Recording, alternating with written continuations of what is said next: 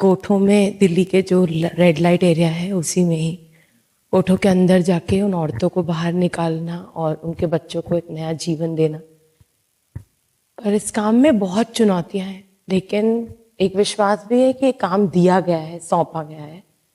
पर जब जब श्रद्धा कम होती है और जब जब चुनौती बड़ी लगती है, तब तब क्या करें, और जब खुद पे शक होता है तब क्या करें। हमारी जी दिल्ली में जो वैश्यशालाएं होती हैं, रेड लाइट एरिया होते हैं जहाँ वैश्याएं, वहाँ जाके उनके ग्रुप में जाके वहाँ से जो बच्चियाँ फंसी होती हैं उनको बाहर निकालते हैं, उनको एक नया जीवन देते हैं। बट ये बड़ा चुनौतीपूर्ण कार्य होता है, तो कभी कभी आत्मविश्वास डगमगा जाता है। तो उस समय महाराज जी अपने आप में एक उत्साह। आत्मविश्वास नहीं डगमगाना चाहिए। ये बहुत प्रशंसनीय कार्य है। जिनका जीवन गंदगी में ढकेल दिया गया है, उनको गंदे आचरणों से मुक्त करना, उनको एक नया जीवन देना, ये आपको बहुत प्रशंसनीय कार्य है। लेकिन आत्मविश्वास टूटना नहीं चाहिए, आत्मविश्वास बढ़ना चाहिए। एक जीव को अगर हम डूबने से बचा लिया तो बहुत बड़ा कार्य कर लिया। देखो, स्वयं के लिए भजन करना, अपना कल्याण करना एक अलग बात होती है, लेकिन दूसरे के लिए कल्याण की बात सोचना ये खास बात होती है। परहित सरिस धर्म नहीं भाई। कई परिस्थितियों में बच्चियां ऐसे फंस जाती है, कई परिस्थितियां होती, कोई स्वाभाविक रुचि रख करके फंसता है और कोई कई परिस्थितियों में फंस जाती है। तो जो परिस्थितियों में फंसी हुई है, अगर उनका आपको सहयोग मिल गया तो उनकी नई जिंदगी एक अच्छी जिंदगी बन जाएगी। बहुत सुंदर है, प्रशंसनीय कार्य आप कीजिए और राधा नाम जप कीजिए, जिससे आपका आत्मबल कभी टूटे ना, आत्मबल बना रहे। आप लड़ती रहिए, आपकी रक्षा में भगवान है। जो दूसरों का परोपकार करता है सबसे बड़ा कार्य है। हम बहुत हृदय से प्रसन्न हुए इस बात को सुनकर, क्योंकि गंदे आचरणों में लिप्त, ऐसे आचरणों में लिप्तों को बचा करके भगवान की कृपा से संसार के अच्छे मार्ग में देना, ये बहुत बड़ा कार्य, बहुत बड़ा कार्य। तो थोड़ा मुश्किल होता है, लेकिन सहयोग बहुत है वहां पे औरतों का। हाँ, नहीं मुश्किल है, नामुमकिन नहीं। आप बिल्कुल कीजिए और भगवान आपके साथ है, भगवान आपके साथ है, क्योंकि आप अच्छा काम कर रहे हो। जरूर कीजिए, क्योंकि पता नहीं कैसी कैसी परिस्थितियों से कौन गुजर रहा है, वहाँ शोषण हो रहा है उनका, और आप उनको बचा रहे हैं। बहुत बड़ा कार्य, आप जरूर कीजिए। हमारा हृदय प्रसन्न हुआ है सुनकर। आप अच्छा कार्य कर रहे हैं, बहुत अच्छा कार्य कर रहे हैं। भगवान ने अपने होने का एहसास तो बहुत बार कराया और कराते रहते हैं, लेकिन आत्मा से अभिन्न चिंतन होने के कारण जो माधुर्य भाव है उसमें न्यूनता। हाँ, न्यूनता ही रहेगी, न्यूनता ही रहेगी, क्योंकि दो भावों का एक हृदय में पोषण नहीं हो सकता। सोहम और दासोहम। जैसे हमें बहुत लड़ाई लड़नी पड़ी, गुरु कृपा से परिवर्तन हुआ, नहीं तो सन्यास मार्ग के पथिक थे। काशी से जीवन, जो दंडी सन्यासी होते हैं वो जीवन, तो 20-22 वर्ष अनुसंधान वो चलता रहा।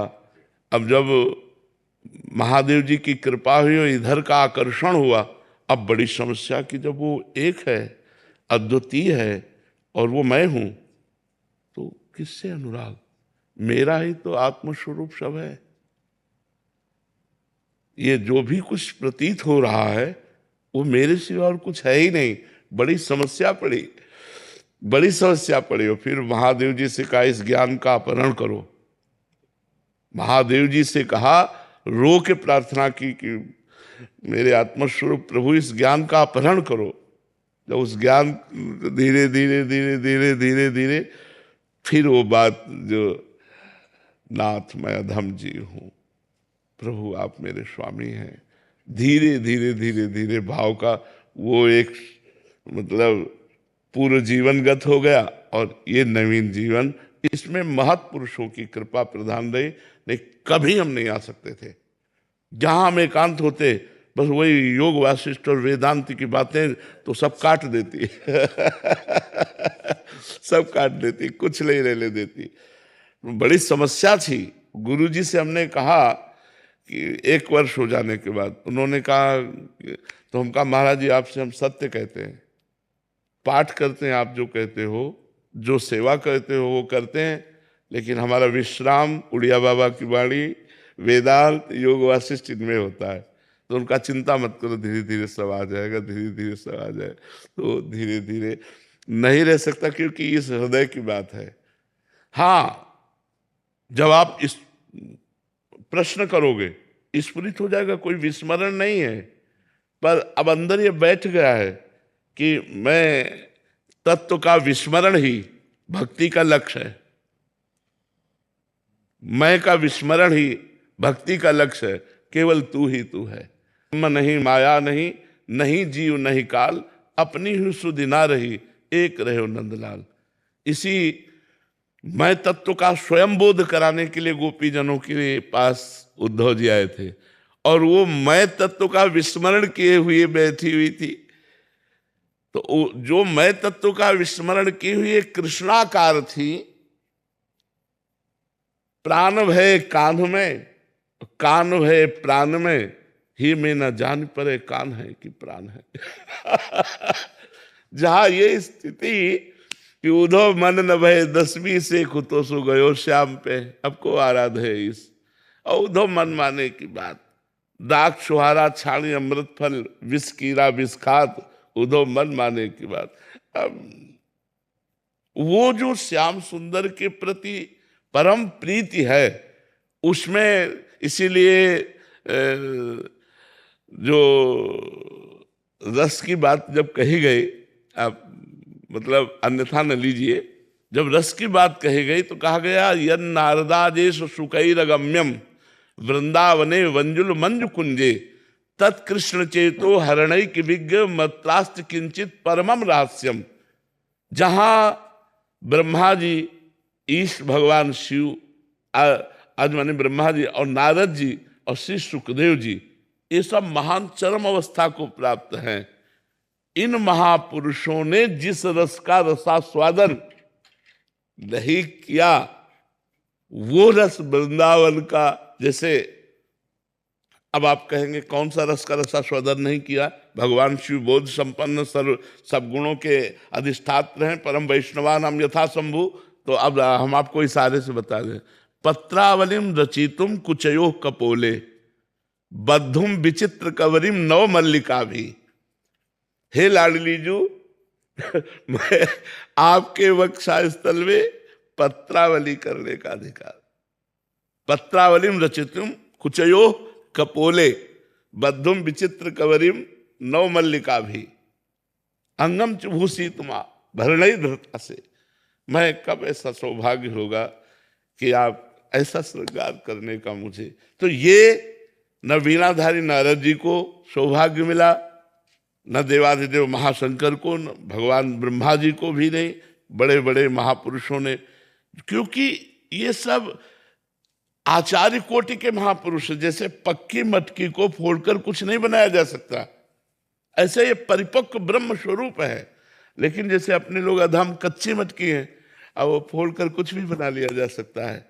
तो इसीलिए ये जो रस है, माधुर्य रस में भी महामाधुर्य रस, प्रिया जी की परिचर्या, प्रिया जी की सेवा, ये वृंदावन का जो रस है।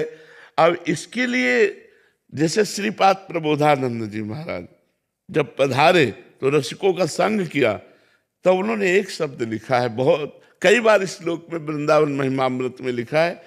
मतलब ये अब कैसे पचेगा जो मोक्षाभिलाषी जन, जो मोक्ष की अभिलाषा करते हैं।